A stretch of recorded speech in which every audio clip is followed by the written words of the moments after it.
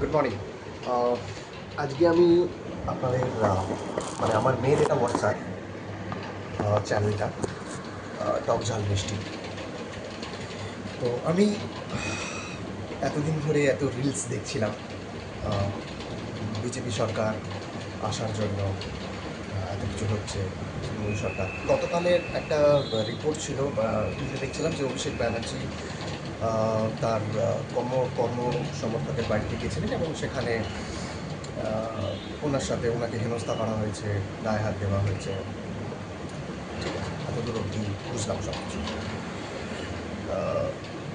আজকে সকালবেলা দেখলাম হঠাৎ একজন পোস্ট করেছে যে আপনাদের এই ফর্মটা ফিল আপ করতে হবে না, যাদের লক্ষ্মী ভাণ্ডার ছিল তাদের অটোমেটিক্যালি 1500 টাকা ওখানে চলে আসবে। খুব ভালো কথা, এতদূর অবধি তো ঠিকঠাক বোঝা গেল।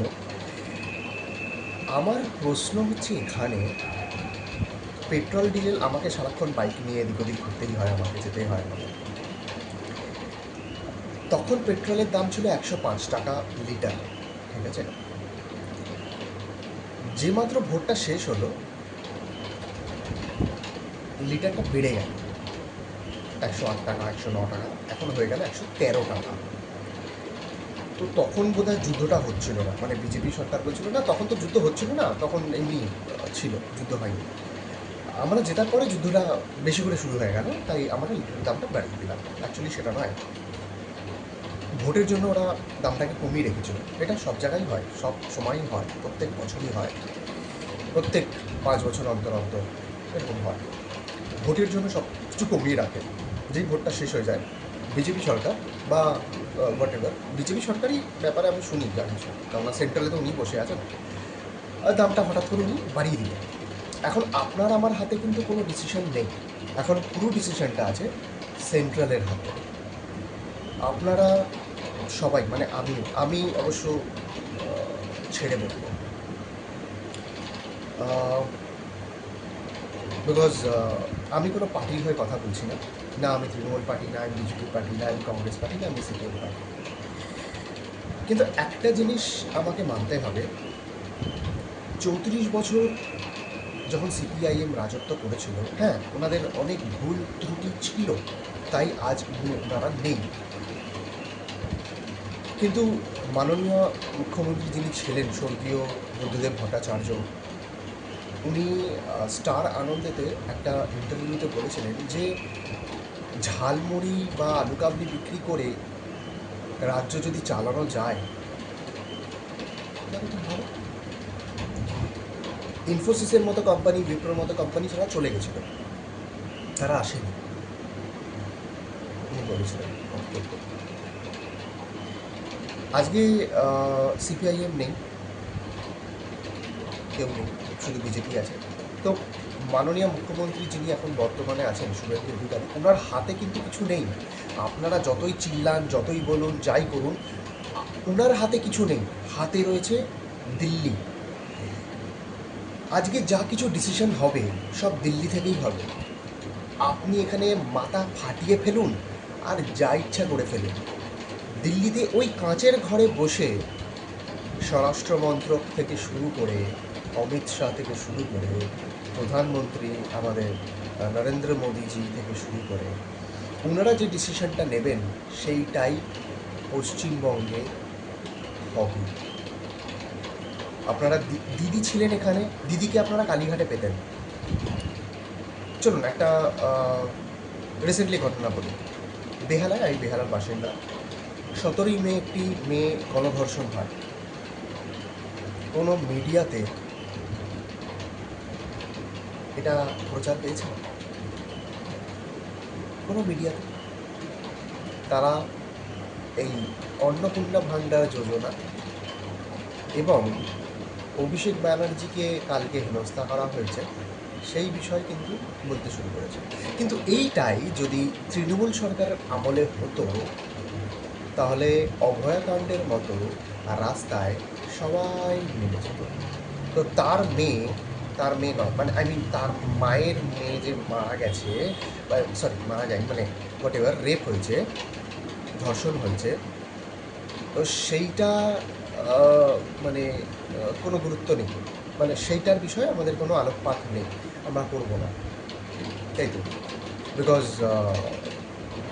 অন্নপূর্ণা ভাণ্ডারটাই আমাদের কাছে এখন প্রযোজ্য হয়ে গেছে। আমরা মিডিয়াকে এখন কেন অভয়ার মা, উনি কেন এখন বিচার করার জন্য কিছু বলছেন না? উনি কেন এখন চুপ করে বসে আছেন? মানে ওনার মেয়ের কাছে, ওনার কাছে গুরুত্ব, আর বাদ বাকি মেয়ে ওনাদের কাছে গুরুত্ব নেই ওনার কাছে। আর ঠিক এই জিনিসটাই যখন হতো তখন সবাই এমনি বলতো যে মমতা ব্যানার্জি তো মহিলা, তাহলে উনি কেন স্টেপ নেননি? তাহলে এখন শুভেন্দুবাবু কেন স্টেপ নিচ্ছেন না? এখন কেন মিডিয়া কেন কিছু দেখাচ্ছে না? যদি বিজেপি সরকার বলে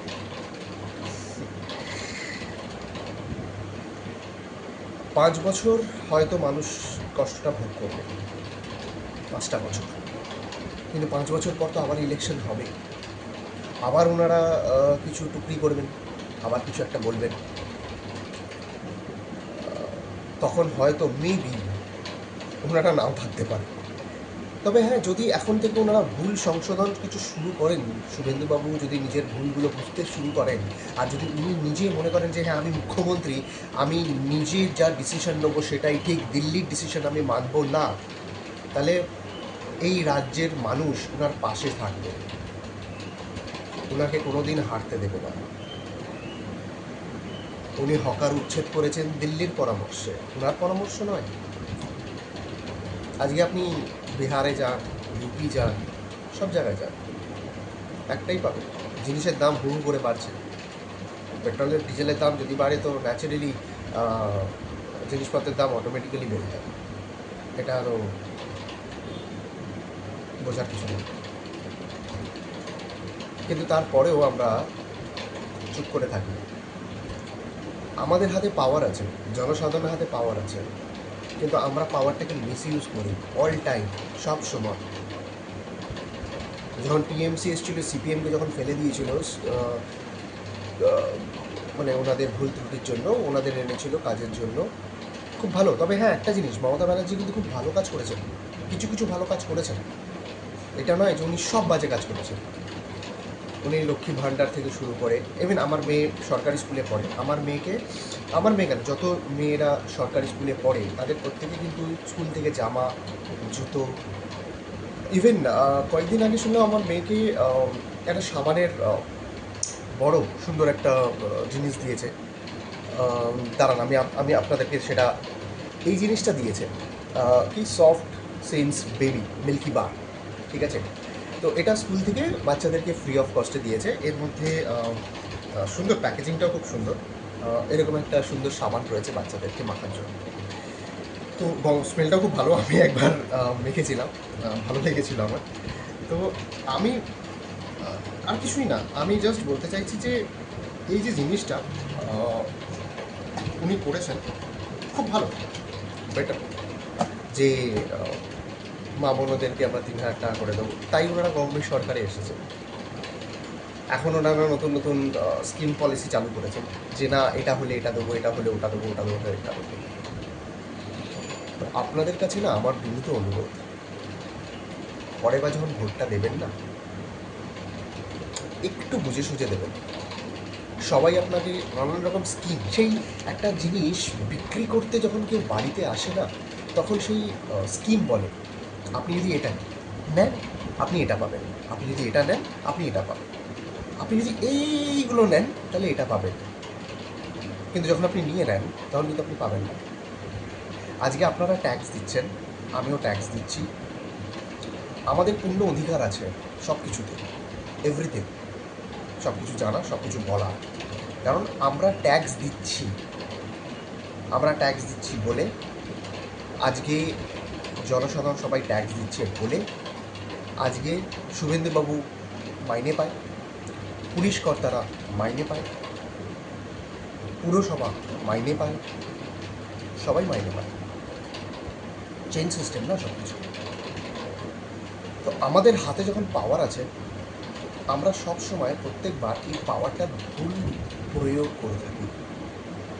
শুধু এই একটা আমি, একবার বোতাম, ব্যাস, গল্প শেষ।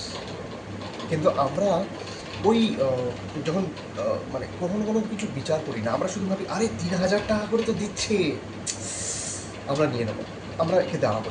কিন্তু আমরা এটা ভাবি না যে যারা 3,000 টাকা করে দিচ্ছে তারা ওনার গ্যাটের পকেট থেকে দিচ্ছে না, আমাদের গ্যাটের পকেট থেকেই দিচ্ছে। আমরা ট্যাক্স দিচ্ছি, সেই ট্যাক্সের টাকাটাই আসছে কিন্তু ঘুরিয়ে ফিরিয়ে আমাদের কাছেই। ঠিক আছে, কেউ ঘর থেকে এনে টাকা দিচ্ছে না আপনাদেরকে। এই জিনিসটা যেদিন আপনারা বুঝতে পারবেন, আজকে মা বোনেদের কাছে 3,000 টাকা বেশি, কিন্তু তার বাড়ির ছেলে বেকার হয়ে পড়ে আছে, হ্যাঁ, রাস্তায় রাস্তায় ঘুরে বেড়াচ্ছে, সেদিকে আপনাদের একটু চিন্তা নেই? 3,000 টাকা করে আপনি পেলেই হয়ে যাবে, আপনার সংসার চলে যাবে, এই যে জিনিসপত্রের দাম তাতে হয়ে যাবে। এবার যখন ভোট দেবেন না, এবার একটাই করবেন যে আমাদের ছেলে মেয়েদের চাকরি চাই, এবং ভালো মাইনে। এটা নয় 5,000 টাকা, 4,000 টাকা, 3,000 টাকা, যেটা পশ্চিমবঙ্গে হয়, 6,000 টাকা মাইনে। হোয়াট ইজ দিস ইয়ার? 6,000 টাকা মাইনে কী চলে আজকালকার? কী হয়? একটা মানে বিস্কিটের দাম এখন 40 টাকার উপরে। আপনি যদি একটা মেরি বিস্কিট কিনতে চান, এখন 40 টাকা, 45 টাকা চায়। ঠিক আছে, আপনি 100 টাকা নিয়ে, আগে আমি দেখতাম আমার বাবা যখন 100 টাকা নিয়ে বেরোতো বা আমাকে যখন দিত, আমি অনেক কিছু কিনে আনতাম, তার থেকে আমি 2 টাকা বাঁচাতাম নিজের পকেটে দিই। এখন যদি আমার মেয়েকে আমি 100 টাকা দিই, 2 টাকা তো ছেড়ে দিই, উল্টে আরও পকেট থেকে টাকা দিতে হয়, বিকজ দাম ঊর্ধ্ব লেভেল। তো এই জিনিসগুলো তো আপনারা কখনো বলেন না, যে নতুন সরকার আমরা তখনই আনবো যখন আপনারা জিনিসপত্রের দামটা কমাবেন, এবং তার প্রতিশ্রুতি আপনাকে দিতে হবে, আমাদের ছেলে মেয়েদেরকে চাকরি দিতে হবে। সেগুলো আপনারা বলেন না, বলবেনও না, বিকজ আপনারা 3,000 টাকা পান, ভাতা পাচ্ছেন। তো ভাতাটা নিয়ে কি আপনারা, আজকে আমার বাবার অনেকগুলো ওষুধ চলে, 3,000 টাকায় আমার মনে হয় না ওই ওষুধগুলো পুরো মাসের আসবে, বিকজ তার সুগার আছে, তার প্রেশার আছে, ওনার দুবার অপারেশন হয়ে গেছে।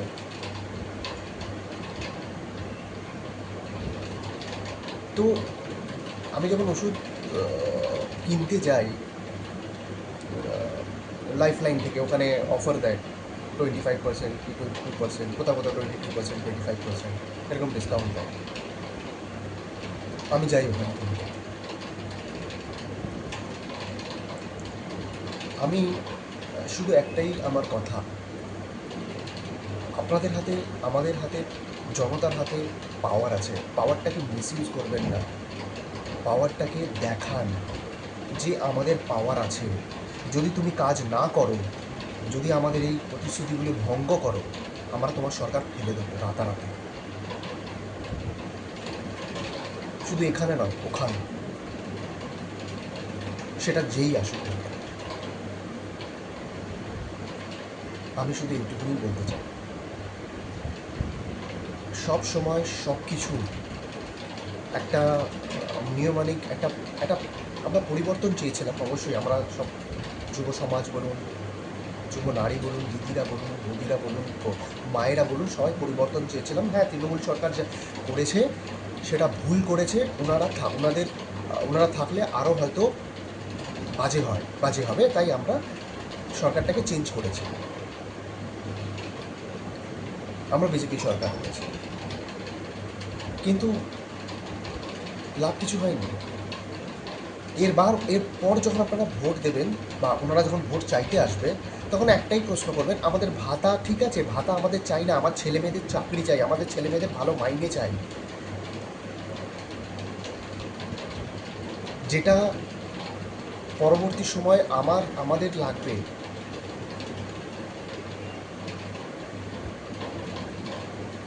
ঠিক আছে, এইটা যেদিন আপনারা বলতে পারবেন যেদিন আপনারা করতে পারবেন বা যেদিন এই জিনিসটা হবে, সেদিন অটোমেটিক্যালি দেখবেন এই ভাতা বলুন, এই বলুন, অন্য গভর্নমেন্ট না, মানে গভর্নমেন্ট আর এগুলো নিয়ে অত মাথা খাওয়াবে না। তারা বলবে না, এদের চাকরি আমাকে দিতে হবে, আমি তবেই এই সরকারে আসতে পারবো। আগে আপনারা দিন, তারপরে আপনারা বলুন, ঠিক আছে?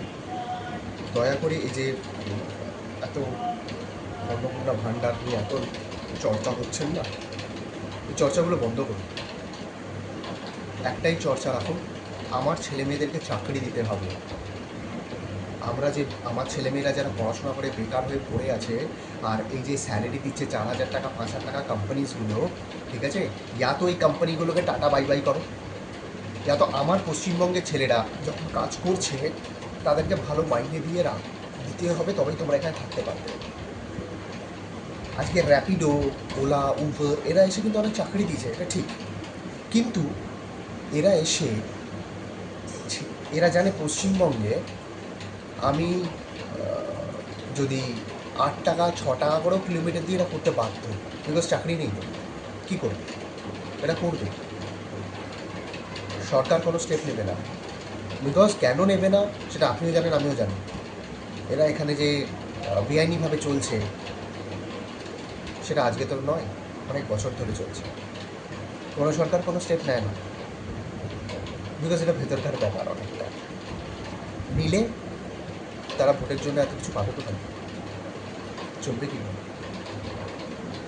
শুভেন্দুবাবু ওই দেখছিলাম একটা ইয়েতে টাকা দিতে গিয়ে ধরা পড়েছিল, স্ট্রিং অপারেশনে। তার মানে উনিও তো চুরি করেছিলেন, আজকে উনি মুখ্যমন্ত্রী হলেন। কই সিপিএমের বিষয়ে তো কোনো দাগ এরকম চুরি নিতে গিয়ে স্ট্রিং অপারেশন, আমি তো মনে হয় নেই মাননীয় মুখ্যমন্ত্রী যিনি ছিলেন বুদ্ধদেব বাবু, জ্যোতিবাবু, স্বর্গীয় জ্যোতিবাবু, ওনাদের ব্যাপারে আছে। আমি দেখিনি, আমার ভিডিও আমি কখনো দেখিনি। যাই হোক, আমি ওনাদের পক্ষে নই বা বিপক্ষেও নই, আমি কারোরই পক্ষে নেই, বিপক্ষে নেই, আমি সত্যের পক্ষে। আমি শুধু এইটুকুনি বলতে চাই যে নেক্সট বার যখন ভোট দেবেন না, মা, বোন, দিদি, বৌদি, দাদারা, একটু ভেবে চিনতে, একটু ভেবে চিনতে। যদি আমার এতে আপনার মনে হলো আমার খারাপ লাগলো কথাবার্তায়, তো মার্জনা করবেন, বাট আমি না পারলাম না বলে। ঠিক আছে, ধন্যবাদ।